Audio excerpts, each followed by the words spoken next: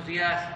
El día de hoy que lo destinamos a informar sobre los casos de asesinatos a dirigentes sociales, a periodistas y cómo estamos atendiéndolos para que toda la gente sepa que no hay impunidad en el gobierno, que el que comete un ilícito es castigado, que no se protege a nadie. Hemos avanzado mucho en las investigaciones sobre los periodistas en todos los casos. Ya hay órdenes de aprehensión, ya hay detenidos, pero no está ahora Rosa Isela, tiene COVID y por eso no se va a informar en este jueves sobre ese asunto. Vamos a informar de algo que consideramos muy importante, sobre todo que el pueblo de México sepa qué se está haciendo en el combate a las drogas, qué hemos hecho para combatir las drogas y de qué dimensiones es este problema y cómo todos debemos de ayudar para evitar que siga creciendo el consumo de estas drogas, sobre todo lo que ha significado en los últimos tiempos el cambio de las drogas, vamos a decir, naturales por las drogas sintéticas, que son más adictivas y desde luego muy dañinas, que causan fallecimientos, muertes. Entonces, no tratar estos asuntos con reservas, ocultarlos, sino informar, que se sepa bien, incluso para que no haya distorsiones. Es mucho mejor que todos estemos informados. Una característica del gobierno que represento es la transparencia, el que todos sepamos, que no se oculten las cosas, el que nada debe, nada teme y que la vida pública sea cada vez más pública, saber todo. Y con esto también ayudamos a enfrentar la desinformación, el manejo calumnioso de medios de información vinculados a las mafias del poder económico y del poder político. Cuando hay información, no prosperan los rumores y se puede contrarrestar la máxima del AMPA del periodismo de que la calumnia cuando no mancha tizna. Entonces, por eso vamos a informar sobre ese tema. Y le pedí al general secretario que preparara todo un informe, de modo que el general Sandoval va a informar sobre este tema. Terminando, abrimos para preguntas y respuestas. Adelante. Con su permiso, señor presidente. Bien, como ya lo mencionó el señor presidente, vamos a ver esta presentación sobre drogas tradicionales y sintéticas aquí en México, cuál ha sido nuestro esfuerzo. Bueno, la intención también, como ya la citó el señor presidente, es informar a la ciudadanía de datos que son interesantes en cuanto a esta parte de drogas en nuestro país, que a veces es información que no se da pues tan público y habrá algunas cosas que también estén en el ámbito del secreto, como una parte para evitar que ese mercado de drogas pues, no se reduzca y hay intereses en que al contrario vaya subiendo. Es lo que vamos a hacer. Y como, adelante por favor, este es el índice de lo que vamos a ver, el contexto de las drogas en nuestro país, las drogas tradicionales que se producen en México, las drogas sintéticas, un comparativo de resultados entre drogas tradicionales y sintéticas y los daños que causa a la salud. Bien, como un contexto general de las drogas en México, lo que vamos a ver aquí en la presentación son los resultados del Estado mexicano, todo lo que hace nuestro país, todas las instancias de seguridad, lo que han hecho, el trabajo diario que hacen, los resultados que obtienen, aquí están establecidos. En cuanto a producción, vamos a ver datos de producción de drogas tradicionales o sintéticas y lo que es la intercepción o el aseguramiento, ya sea por vía terrestre, vía aérea o vía marítima, que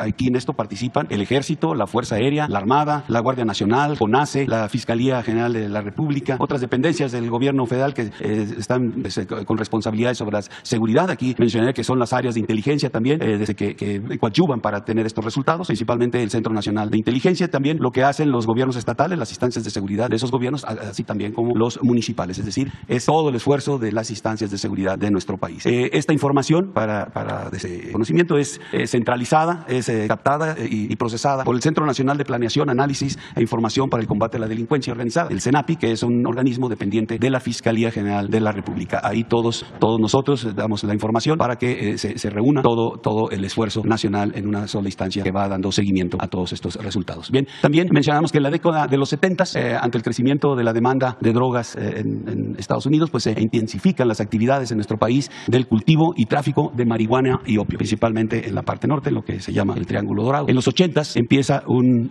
incremento en el tráfico de cocaína a nivel mundial. Esta es la droga que empieza a tener una presencia importante y nuestro país no es ajeno a esto. También nos afecta.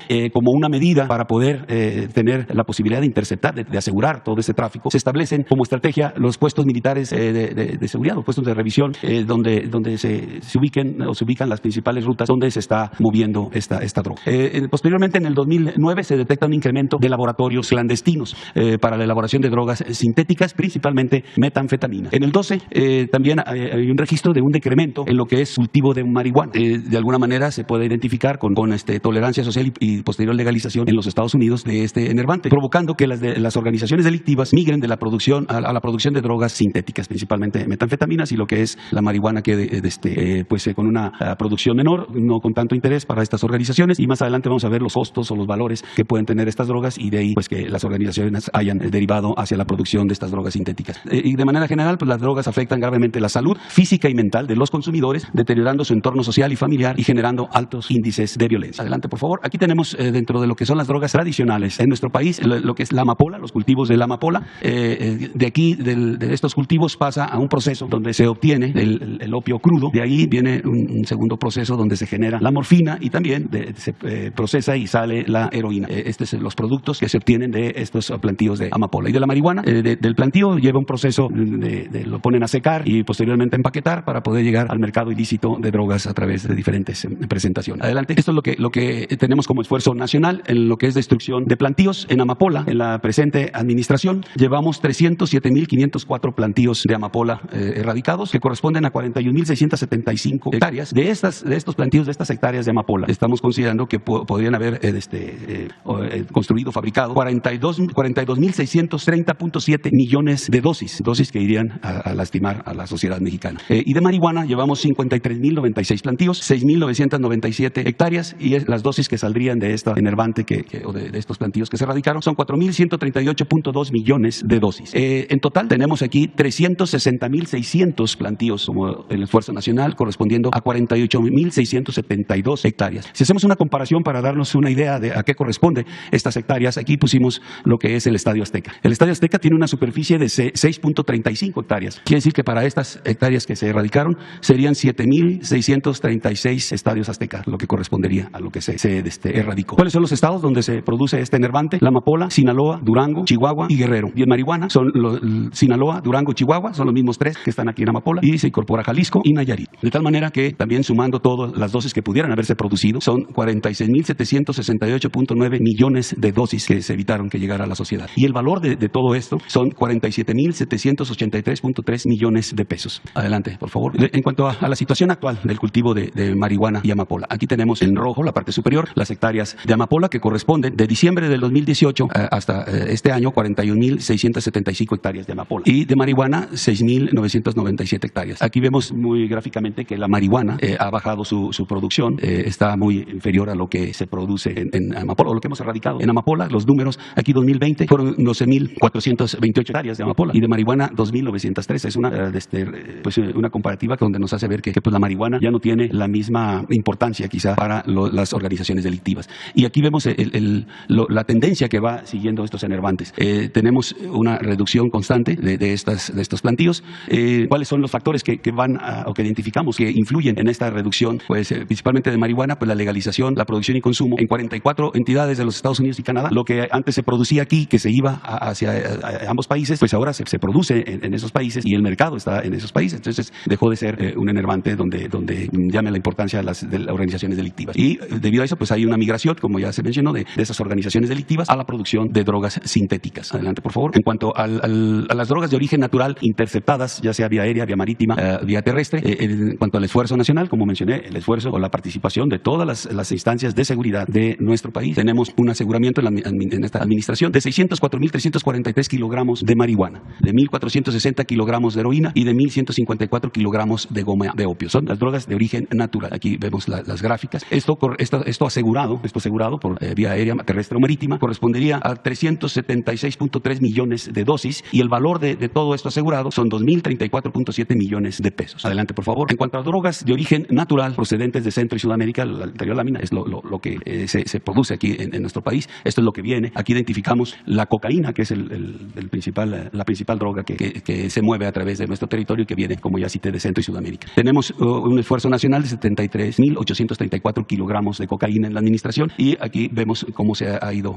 comportando los aseguramientos a través de los diferentes años. En 2018, 4.343 kilogramos. Aquí solamente una parte corresponde de diciembre, desde que inicia la administración. Aquí en 2019 hay un incremento importante de aseguramientos, son 19.931 kilogramos en el 19, en el 20, 27.702 kilogramos, en el 21, 18.838, en lo que va del año, 7.324 kilogramos de cocaína. Las dosis que pudieran haber sido producidas por toda esta cocaína asegurada, por estos 73.834 kilogramos, serían 236.8 millones millones de dosis. Y el valor de todo esto son 19.503.5 millones de pesos. Adelante, por favor. En cuanto a drogas sintéticas, las drogas sintéticas requieren de los precursores para poderse elaborar y sustancias químicas. Son lo que es el fentanilo, anfetaminas y metanfetaminas y el LSD, que son el fentanilo sedante, las anfetaminas y metanfetaminas estimulantes y el LSD alucinógenos. Todo esto, o todos esos precursores, sustancias químicas, vienen desde Asia y llegan a nuestro territorio vía marítima. Principalmente tenemos identificados los puertos de Lázaro Cárdenas, Michoacán, Mazatlán, Sinaloa y Manzanillo, Colima. Adelante, por favor. Esos precursores químicos que son empleados en la elaboración de drogas sintéticas, aquí tenemos una representación la información sobre cuál es el uso común de esas sustancias químicas y cuáles son los efectos que producen en el cuerpo humano. El ácido fenilacético, su uso común es para eliminar maleza. ¿Qué produce? ¿Cuáles son sus efectos? Alergias, insuficiencia renal crónica y problemas cardiovasculares. La acetona, su uso común es la fabricación de plásticos, fibras y medicamentos. ¿Cuáles son los efectos en el cuerpo humano? Envenenamiento e intoxicación. El ácido clorhídrico, su uso común es para limpiar impurezas de láminas de acero. Sus efectos son quemaduras, intoxicaciones, edema pulmonar y la muerte. El 1-fenil-2-propanona, su uso común de este químico es la fabricación de anfetaminas y metanfetaminas. Los efectos son hemorragias cerebrales y discapacidad temporal. Adelante, aquí tenemos otros más precursores químicos o químicos empleados en drogas sintéticas. La metilamina, su uso común es la elaboración de aditivos, de aceites lubricantes, explosivos y solventes. Efectos es la irritación, daños en la piel y envenenamiento. El tolueno, su uso común es disolvente para pinturas, protección para maderas y paneles. Sus efectos es la irritación de ojos, piel y vías respiratorias. La sosa cáustica, el uso común, la elaboración de detergentes, tejidos, explosivos y pinturas. Y sus efectos, dolor de cabeza intenso y envenenamiento. La efedrina es para tratamiento médico de rinitis, sinusitis y narcolepsia. Y sus efectos son crisis emocionales y el suicidio. Entonces, adelante, por favor. Todos estos químicos son dentro del proceso que lleva la elaboración de las drogas sintéticas. Aquí tenemos primeramente una mezcla. Todos esos químicos que mencioné entran a incorporarse en una sustancia que es mezclada, que los ingredientes se mezclen bien, se integren bien y de ahí pasan a un proceso de calentamiento. Todo eso se mete a que suba la temperatura, se puedan integrar esas sustancias químicas y posteriormente a eso viene la destilación de lo que se desarrolló ahí al poder calentar, se destila y tenemos posteriormente el producto que sale de esa destilación, lo ponen en reposo y para que pueda secarse. Adelante. Después de ese secado viene el colado y limpieza del producto para obtener finalmente las drogas sintéticas ya terminadas y para poderse mandar al mercado ilícito. Adelante, por favor. Aquí tenemos laboratorios clandestinos. Este es un video de lo que es un laboratorio. Vienen varias imágenes.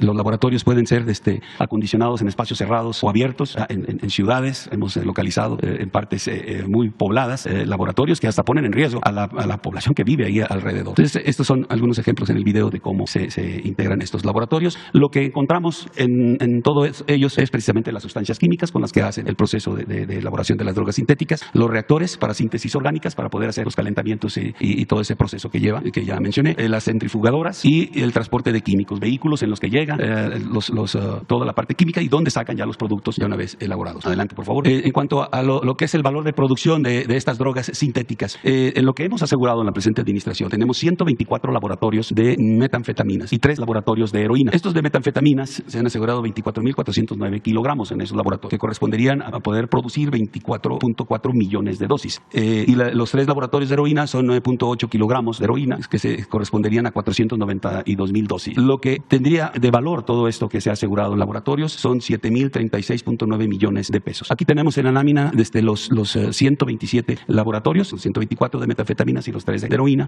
Sinaloa hemos asegurado 54 laboratorios, en Michoacán 19, en Jalisco 14, en Durango 13, Baja California 9, Guerrero 5, Sonora 4, Querétaro 2, Guanajuato 2 y con 1 Morelos, Puebla, Hidalgo, Estado de México y Colima. También en estos, sin ser un laboratorio, se han asegurado 24 máquinas tableteadoras para confeccionar pastillas de fentanilo. No tenemos identificado en territorio nacional la elaboración o laboratorios para producir fentanilo. El fentanilo llega, como ya mencioné, de Asia y aquí lo que se hace en esos espacios son producir las pastillas de fentanilo a través de estas máquinas tableteadoras. Adelante, por favor. Aquí, en cuanto al esfuerzo nacional de fentanilo y metanfetaminas, tenemos que se han asegurado 2.879 kilogramos de fentanilo y 13.5 millones de pastillas en el bando. Y de metanfetaminas, 118.991 kilogramos. Si hacemos una comparación de lo que entre ambos, en fentanilo y metanfetaminas, aquí en fentanilo se podrían haber elaborado 2.892.5 millones de dosis con un valor de esta droga de 1.156.4 millones de pesos. Y de las dosis de metanfetaminas serían 118.991 dosis y un valor de 34.523 millones. Adelante, por favor. Esta es una comparación entre drogas tradicionales y drogas sintéticas. En drogas tradicionales tenemos las hectáreas de marihuana que se han destruido, que son 6.997, las de amapola 41.675, los kilogramos de marihuana asegurada 604.343, las de goma de opio 1.154, de heroína 1.460, de cocaína 73.834. Todas estas son las drogas tradicionales y su valor serían 50.090 millones de pesos. Estas drogas tradicionales corresponderían al 39.6% del total de asegurado, tomando en consideración drogas tradicionales y drogas sintéticas. Las drogas sintéticas, tenemos aquí metanfetaminas y fentanilo. El metanfetamina son 143.400 kilogramos y fentanilo 4.356. Aquí está ya convertido las pastillas, lo que pesan las pastillas, convertidas ya a kilogramos y de ahí que tenemos nada más este dato de 4.356. Esto correspondería a un valor de 76.452 millones de pesos y representa el 60.4% de lo asegurado. Es decir, el esfuerzo nacional de las entidades que se encargan o responsables de la seguridad está centrado en estas drogas que tienen el mayor daño o que generan el mayor daño a la sociedad. Sin descuidar lo que son drogas tradicionales, el esfuerzo está centrado aquí porque es la parte que más daña a la sociedad. Las drogas sintéticas tienen una tendencia a la alza en su consumo debido a su rápida adicción, un menor esfuerzo de producción y transporte, así como las ganancias son mayores para los grupos delictivos. Adelante. Los daños a la salud. Aquí vamos a ver lo que son drogas tradicionales, cuáles son los daños, el nivel de adicción. En cuanto a la marihuana,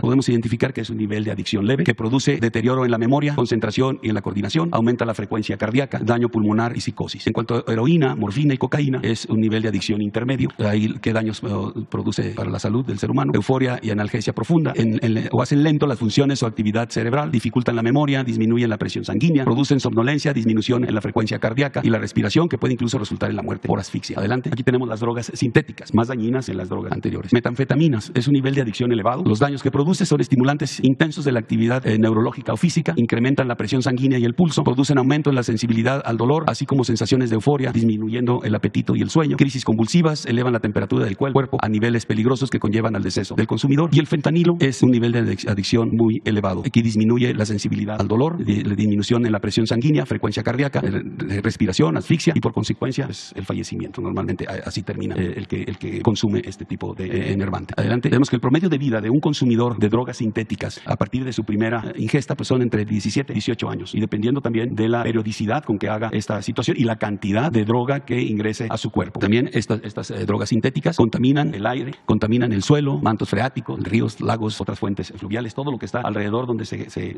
tienen establecidos los laboratorios, todo eso contaminan, dañando también gravemente actividades agrícolas, ganaderas y pesqueras. Es muy complicado, inclusive cuando se asegura un laboratorio, pues el poder deshacerse de esas sustancias químicas. Hay un procedimiento que lo desarrolla una personal especializado que tiene la Fiscalía General de la República, donde ellos procesan todos esos químicos, son extraídos del área y procesados para evitar el daño ecológico que pudiera generarse en donde se localizan los laboratorios. Es todo, señor presidente. Muchas gracias.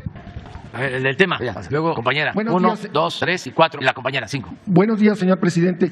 Buenos días, secretario. Eduardo Esquivel Ancona, SDP Noticias. Yo le quisiera preguntar qué posibilidades hay de que se pueda la amapola legalizar su cultivo, pero no para sacar heroína, sino para la morfina. Actualmente tenemos un déficit de morfina para los enfermos terminales y esto podría ser, tenemos que importar la morfina y hay gente que se muere de dolor. Mucha gente, eso lo tenemos desde hace años.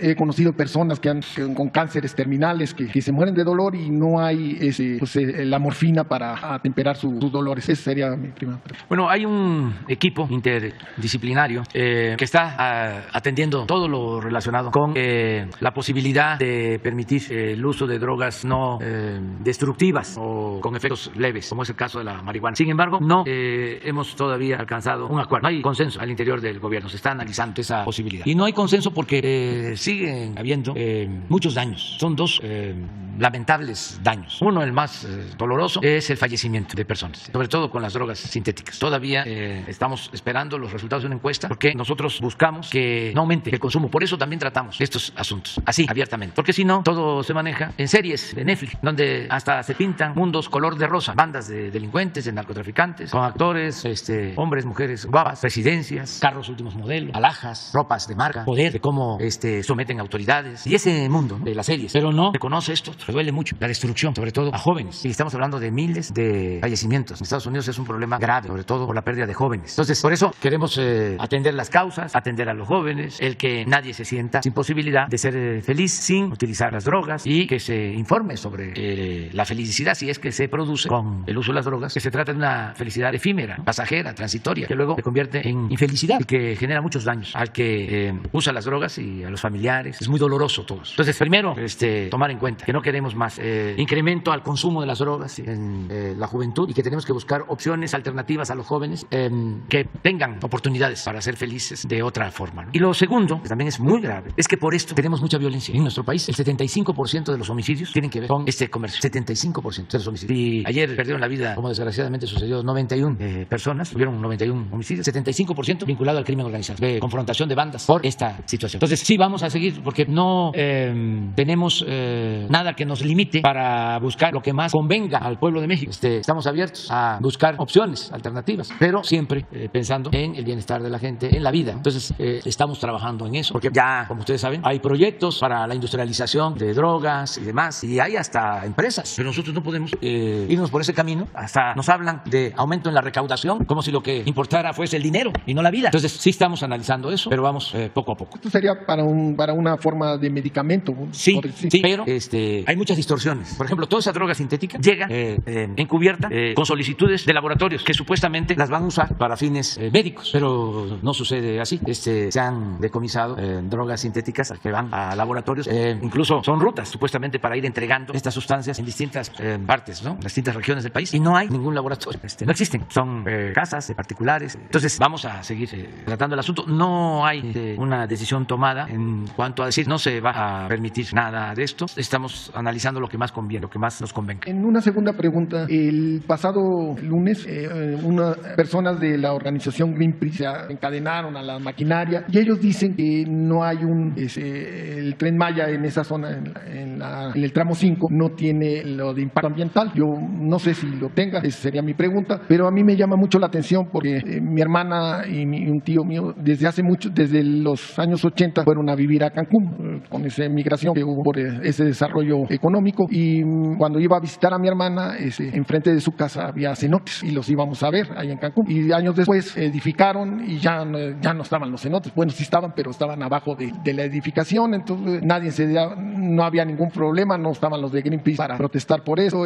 Luego vino Calica, hubo protestas de la gente de allá, y el único medio en esos años que decía de las protestas era La Jornada, pero todos los demás medios de comunicación nadie decía nada. Ellos aprendieron el SASCAP, también se aventaron una lucha para que lo que se llamaba el ombligo verde en Cancún no se edificara y se conservara, y fue un triunfo de la gente de Cancún que se organizaron, pero eso nunca los ayudaron, no hubo artistas, no hubo, era la gente. Y aquí el Tren Maya, hay mucha gente, las comunidades que de los pueblos originarios no están en contra del Tren Maya. Ya se hizo una consulta y me da mucho que ver que la senadora Lili Telles no sepa que ya se hizo esa consulta, porque está pidiendo que otra consulta y no sé qué tanto. Y también, ya por último, para no me han hablado unos empresarios, pequeños empresarios de ahí, dice que si se hace debidamente con los puentes donde va a pasar el Tren Maya, va a ser una cosa muy buena, y que sí hay que ver el desarrollo de los hoteleros y de las granjas porcinas, que se detenga. Ese sí es un deterioro muy fuerte, porque destruyen hasta con dinamita para hacer los edificios, y los hoteles y las granjas porcinas sí contaminan mucho, y sí hay un deterioro. Y además la explotación de las maderas preciosas no es ahorita que se está dando, y no es con el Tren Maya, sino lleva desde el siglo XIX, XVIII, venían los barcos de Europa para el palo de tinte, el palo de Campeche, porque es un tinte para los reyes, y entonces da una coloración muy elegante, muy bonita. Entonces por eso venían todos los barcos, y la caoba y todos esos árboles. Eso fue mucho, el árbol de Chico Zapote, donde se saca el chicle, que ya no, el chicle que hay actualmente ya no es de esa zona. Entonces sería mi pregunta, si hay de impacto ambiental para el Tren Maya. Sí, y además hay consulta, y lo que tú dices, la mayoría de la gente está a favor. Hace como 2 años, en un desfile, por ahí debe de estar la foto, en Felipe Carrillo Puerto, unos niños llevaban un Tren Maya de cartón en el desfile. A ver si por ahí logramos encontrar. Hace como 2 o 3 años cuando empezamos a hablar. Esto es distinto.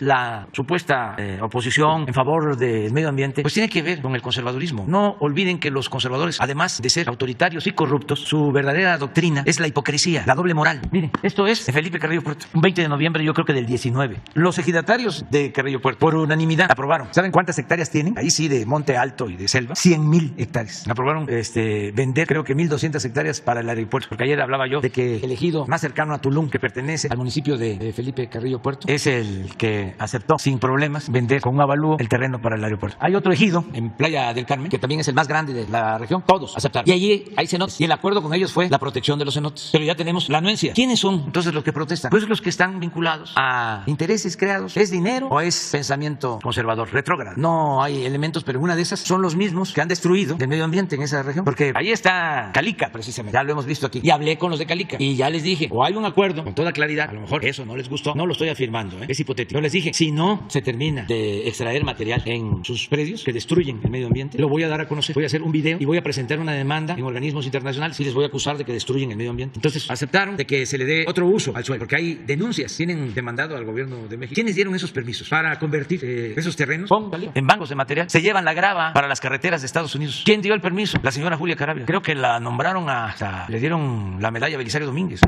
El Caribe. Aquí junto está otro centro, Xcaret, que también hicieron ríos subterráneos. Tienen un proyecto, lo de Xcaret, cerca de Chichén Itzá, por Valladolid. Unieron cenotes para hacer ríos subterráneos. Nadie dijo nada. Nadie dijo nada. Greenpeace, ¿dónde estaba? Pues todas estas asociaciones, son muy pocas realmente las asociaciones que de manera independiente se preocupan por la naturaleza. La mayor parte de estas asociaciones, no solo en México, en el mundo, viven de administrar la destrucción del medio ambiente. Aunque parezca increíble. Pues todo esto que se ve es extracción de material. 2,451 hectáreas. ¿Cuánto es lo que supuestamente va a utilizar el Tren Maya en este tramo? Ni 100 hectáreas. Y no es selva, son acahuales, son la parte de atrás, no cerca de la zona de playa. Pero eso es por hablar de dos temas. Imagínense cuando Fox, a 5 minutos del actual aeropuerto de Cancún, vendió Fonatur a 7 pesos el metro cuadrado, 300 hectáreas de manglares. ¿Sí o no? ¿Quién dijo algo? Ni lo que vale un metro de este alfombra. Son unos falsarios. Entonces, no van a prosperar porque el pueblo es mucha pieza. Y ellos piensan que es el tiempo de antes. A ver, convocamos a 10 artistas famosos y decimos de que se está destruyendo la selva y no al Tren Maya. Y ya con eso, paramos. Y si eso lo apoyamos en campañas de medios de información de la mayoría de los medios conservadores y de periodistas famosos como Loret de Mola, que todavía me está pidiendo explicación que por qué mi hijo se enriqueció. Debería de pedírsela a él, pero yo podría decirle que mi hijo, en comparación a la fortuna de Loret de Mola, es muy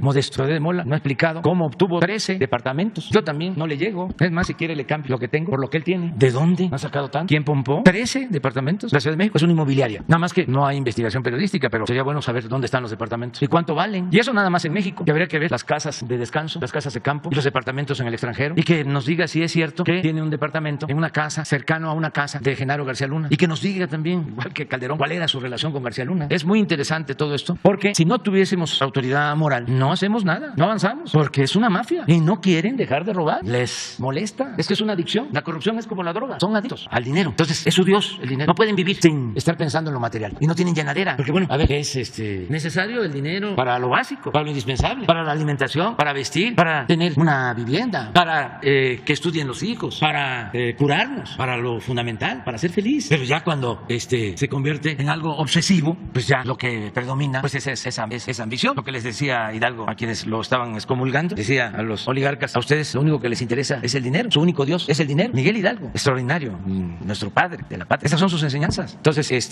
lo que hay detrás de todo esto pues son esos intereses, pero afortunadamente se tiene el apoyo del pueblo, de la gente, y vamos a continuar. Y sí, se tienen todos los permisos de impacto ambiental, todo. Y pues no solo son los permisos, es una convicción. Nosotros no vamos a destruir la selva, no somos iguales. Ya lo he dicho en otras ocasiones, yo me crié en el campo, yo sé lo que significa proteger la naturaleza y lo vamos a seguir haciendo toda la vida. Y al contrario, estamos en toda la ruta del Tren Maya sembrando árboles frutales, maderables, como nunca. Les voy a dar un dato a estos pseudoambientalistas. Un dato: no hay en el mundo un programa de reforestación como el que se está aplicando en México, como el programa Sembrando Vida. ¿Saben cuánto es la inversión? $1,500 millones al año para sembrar árboles. Ahí les dejo de tarea que busquen cuánto destina a la reforestación Estados Unidos, o Francia, o Rusia, o China. $1,500 millones.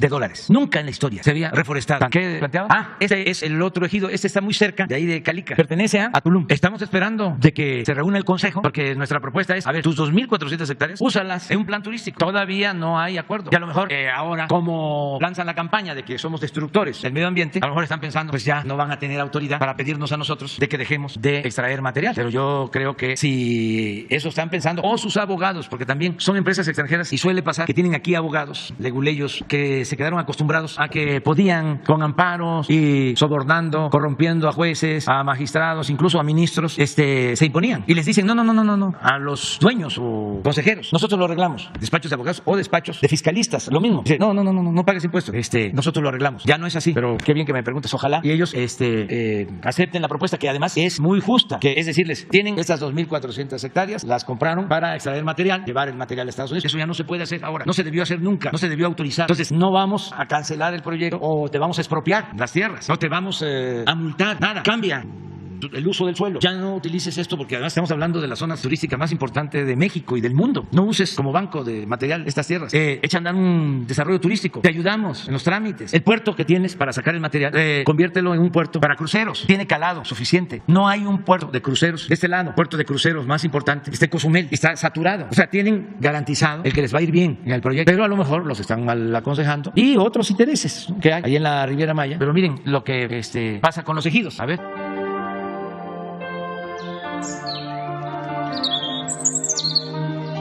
Los cenotes, pues le damos mucho aprecio, valor, porque son dados por la naturaleza, no son fabricados.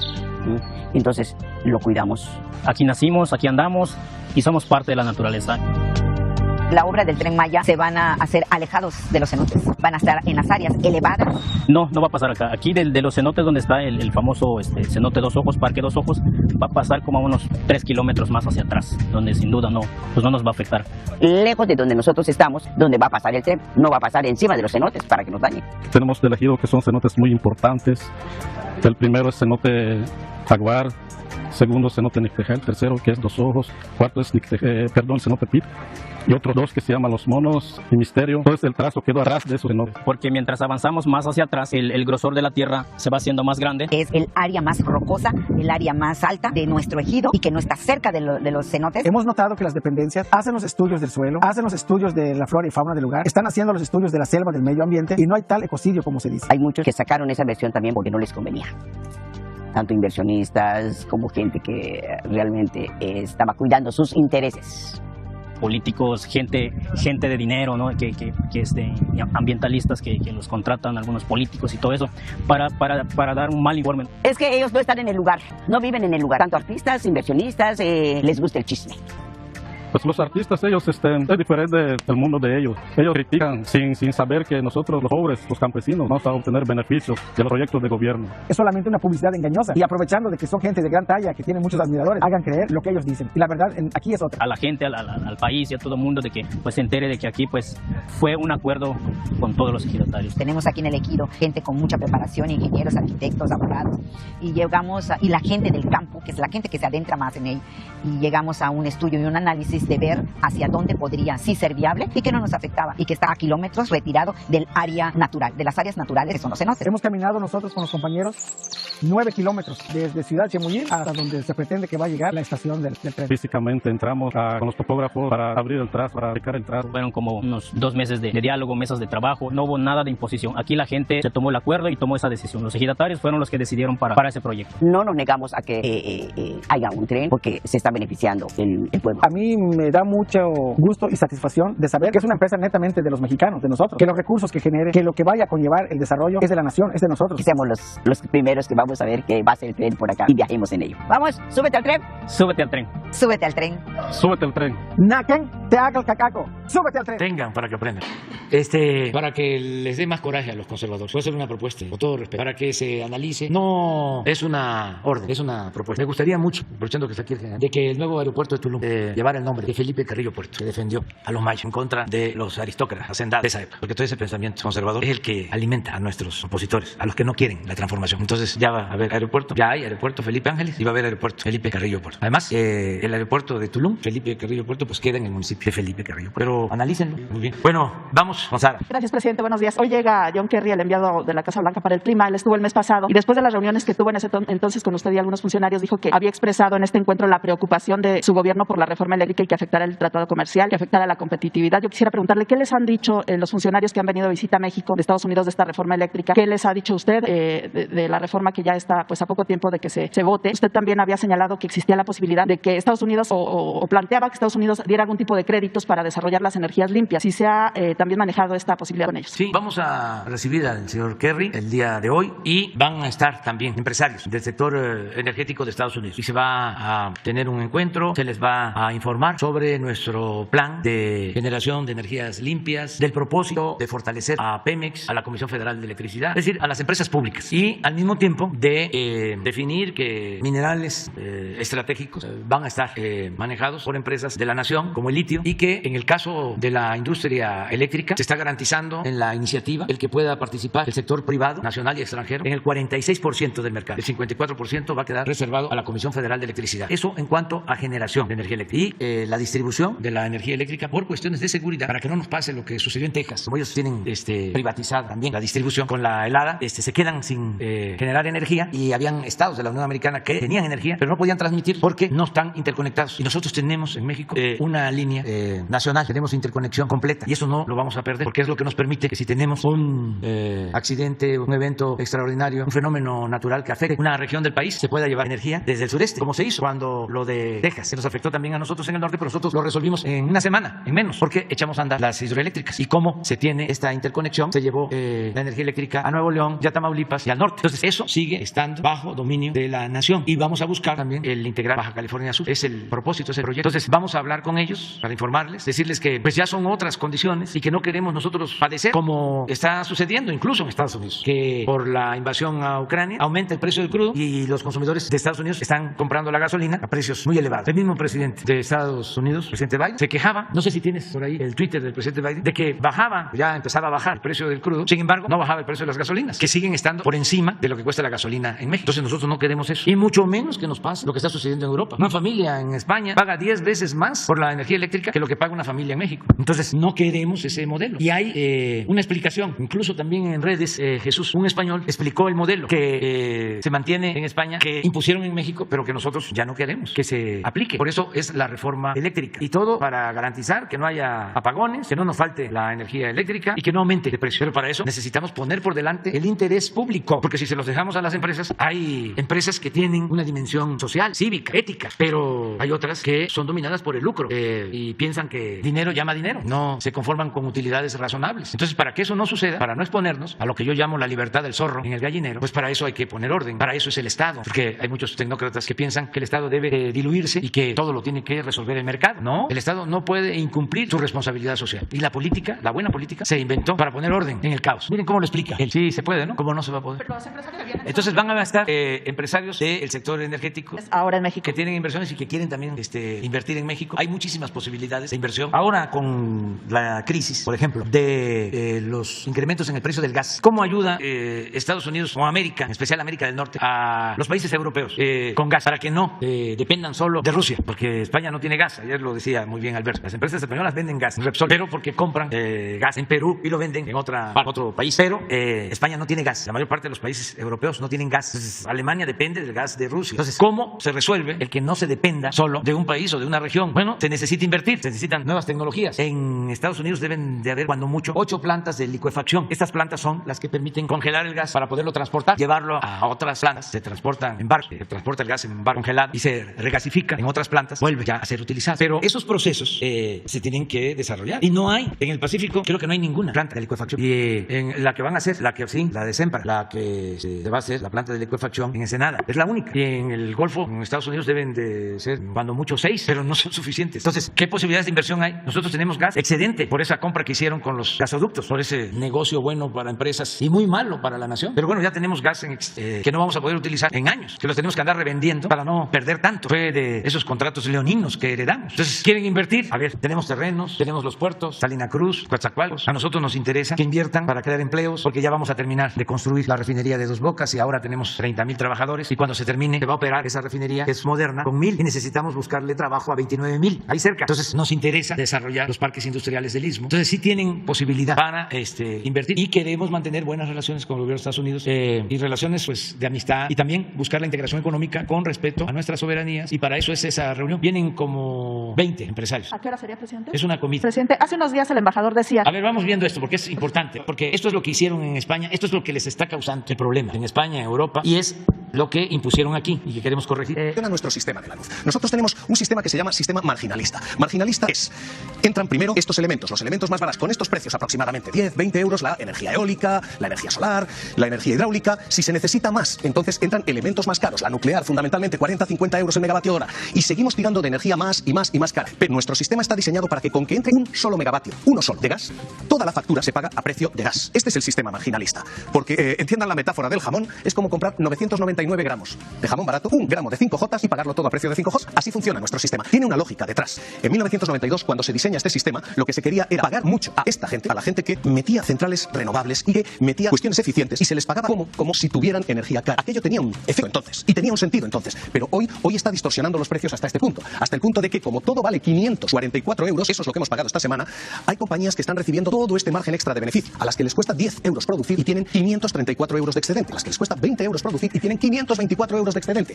¿Y qué dice la Unión Europea? Hoy este sistema de beneficios caídos del cielo, que se llaman, pueden ser tomados por los estados, y se abre la puerta a decir a las eléctricas que se les puede detraer este ingreso extra, porque lo que nos está pasando es esto, que hay momentos en nuestro sistema en el que no contamos con nada de gas. Esto que están viendo es cómo se hace nuestra luz 24 horas al día, y están bien, tenemos aquí la energía hidráulica, la energía nuclear. Vean ustedes, hay momentos en los que no hay nada de gas en el sistema, absolutamente nada, pero pagamos todo como si lo hubiera, y todo a precio de gas brus 500. De acuerdo. Entonces, eso es lo que queremos corregir con la reforma constitucional, la reforma eléctrica, que ya empezó a discutirse en la Cámara de Diputados, y los legisladores, diputados y senadores van a tener que definirse si están con las empresas o están con la nación, están con las empresas que fueron beneficiadas con la privatización y que reciben subsidios, o están a favor de que se fortalezca la Comisión Federal de Electricidad, que es una empresa pública en beneficio de los ciudadanos, para que no aumente el precio de la luz. Entonces, ahí es donde hay que ver quién es quién, porque no hay para dónde hacerse.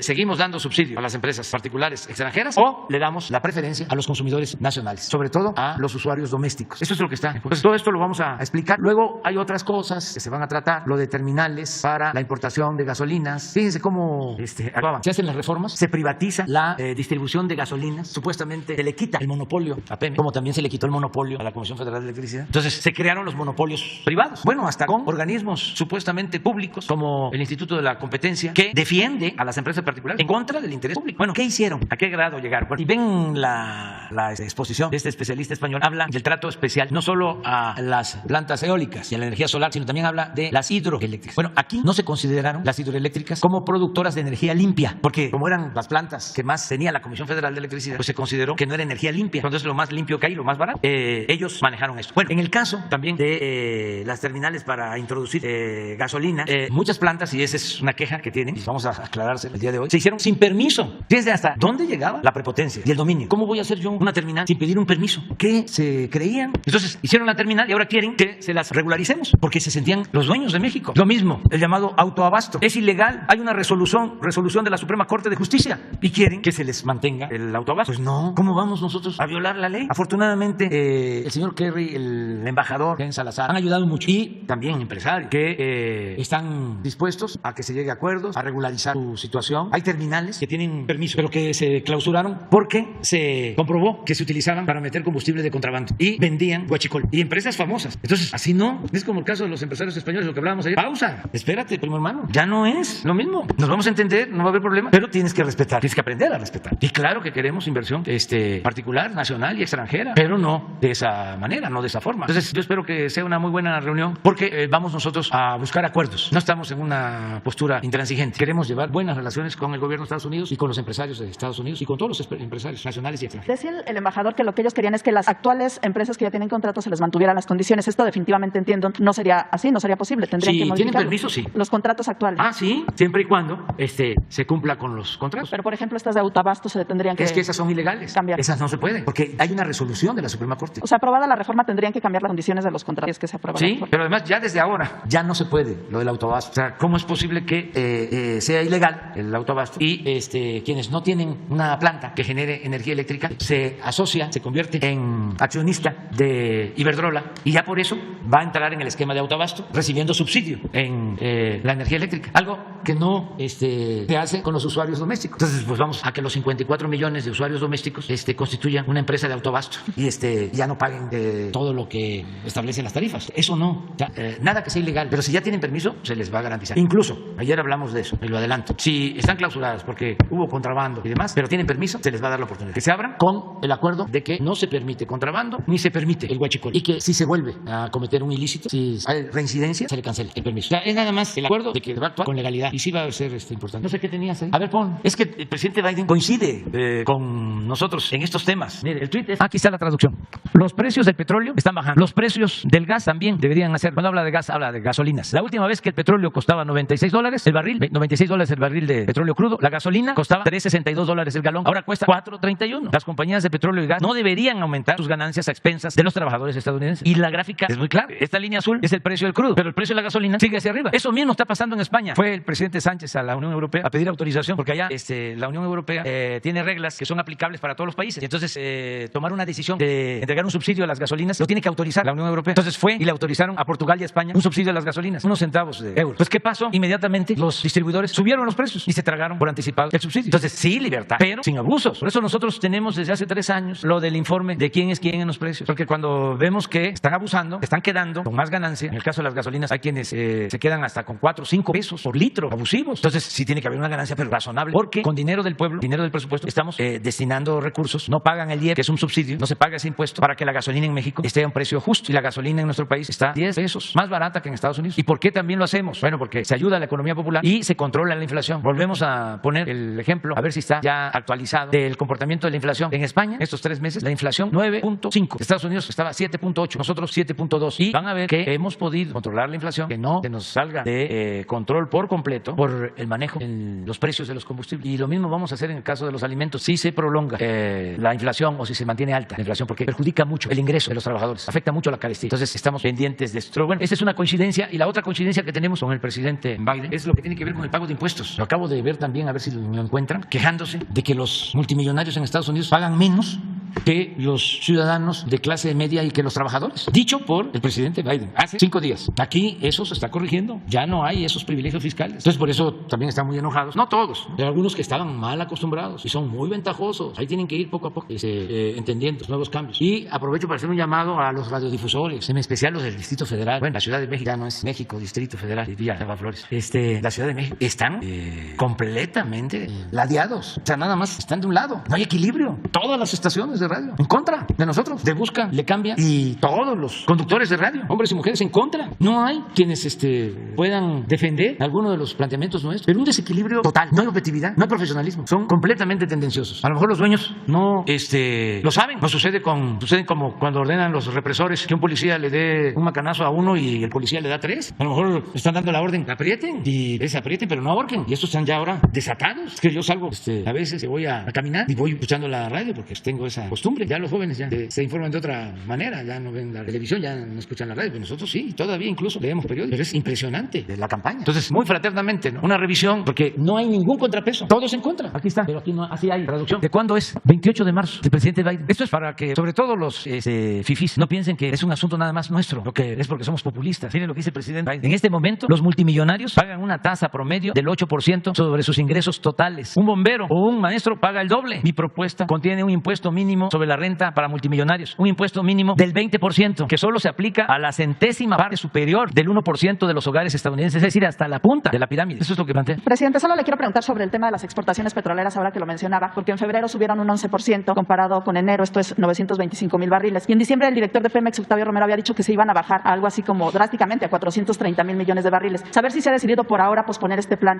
de reducción en las exportaciones para aprovechar los altos precios del petróleo, y también porque no se ha logrado del todo pues aumentar a más de 800,000 barriles la refinación. Si por ahora se va a posponer este plan para bajar las exportaciones, y también saber si Estados Unidos le ha pedido que se incrementen las exportaciones de petróleo a ese país. Bueno, lo último no ha habido una solicitud de incremento de producción, pero lo primero que planteas, sí estamos manteniendo un plan, estamos andando un plan emergente porque el precio del crudo está alto y nosotros estamos en proceso de modernización de las refinerías. Entonces estamos aprovechando ahora que el precio está alto para dedicar más recursos y tiempo a la rehabilitación de las plantas. Entonces, por eso de cerca de 1 millón de barriles diarios procesados en las refinerías va a disminuir a 850,000, porque estamos aprovechando para rehabilitarlas, tenerlas completamente modernizadas, funcionando. Ya tenemos ahora refinerías como por ejemplo la de Tula, que la tenemos operando al 85% de su capacidad y la encontramos al 45%. O sea, pero nos falta. Entonces, ahora que el precio está alto, estamos aprovechando para terminar de rehabilitarlas y que avance la construcción y tener la construcción de la refinería de Dos Bocas y avanzar más en la coquizadora de Tula, y no descartamos, estamos a punto de resolver lo de la construcción de una nueva coquizadora en Salina Cruz, porque queremos, como lo ofrecimos, para el año próximo ser autosuficientes en gasolinas y en diésel. Ya somos autosuficientes en diésel, pero sí estamos aprovechando, vamos a decir, esta circunstancia especial. Eso lo podemos hacer porque Pemex es una empresa pública. Si fuese una empresa privada, en vez de beneficiarnos, estaríamos pagando más cara la gasolina. Ahora, con lo que estamos obteniendo de excedente por los precios altos del crudo, nos alcanza para el subsidio a las gasolinas, que no aumentan las gasolinas en México. No le hace que tengamos que vender gasolina a nuestros amigos vecinos de Estados Unidos. Nos está aumentando el consumo. No le hace, nos alcanza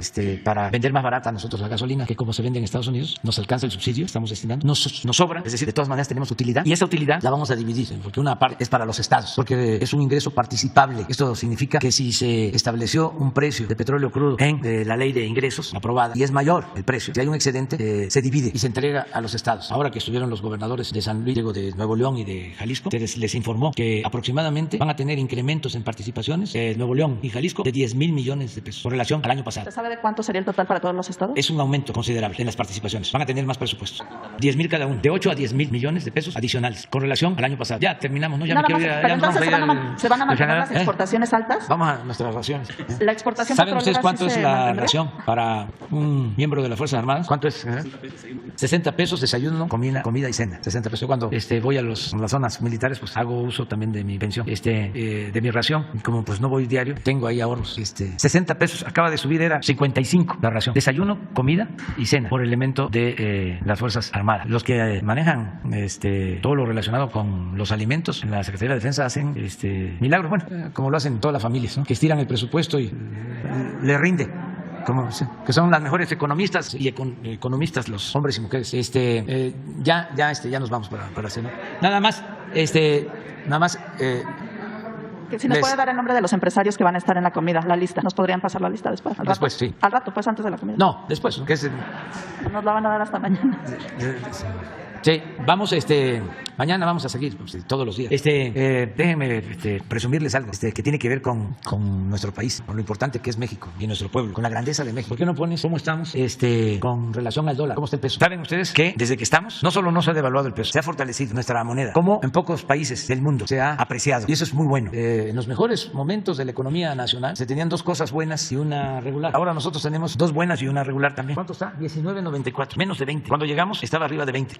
48. La pandemia. Ah, sí, pero este es 23 de marzo. Sí, pero ahorita estamos a 19, estamos abajo de 20. Les digo las tres cosas, dos buenas y una mala, del tiempo en que estaba mejor la economía, cuando era secretario de Hacienda Antonio Ortiz Mena, que por cierto no era economista, era abogado. Las dos cosas buenas era de que había crecimiento sin inflación y sin devaluación. Lo regular es que no había buena distribución de la riqueza. Ahora nosotros lo que estamos padeciendo es de que tenemos inflación y nos falta crecimiento. No es por echarle la culpa, pero sí, es la pandemia nos pegó fuerte. En los dos casos, inflación y falta de crecimiento. Son dos factores externos, la pandemia y ahora la guerra. Y lo bueno es el que no ha habido devaluación, ha habido apreciación del peso, y lo otro, que ahí sí les ganamos, es que hay más igualdad. O sea, ahora la mayoría de los mexicanos recibe apoyo. Eso nunca se había visto. Están recibiendo apoyo del presupuesto el 70% de las familias mexicanas. De manera directa. No quiere decir que el 30% restante no reciba apoyo también, pero de manera indirecta. De manera directa, les puedo decir que en Guerrero, en Oaxaca, en Chiapas, el 100% de los hogares recibe cuando menos un apoyo del presupuesto público. Eso no pasaba. Y esto nos da mucha estabilidad, mucha estabilidad, el que no haya devaluación. Pensaban nuestros adversarios de que se iba a ir el dólar, ¿no?, a las nubes con relación al peso, y no, afortunadamente van bien las cosas. Bueno, nos vemos,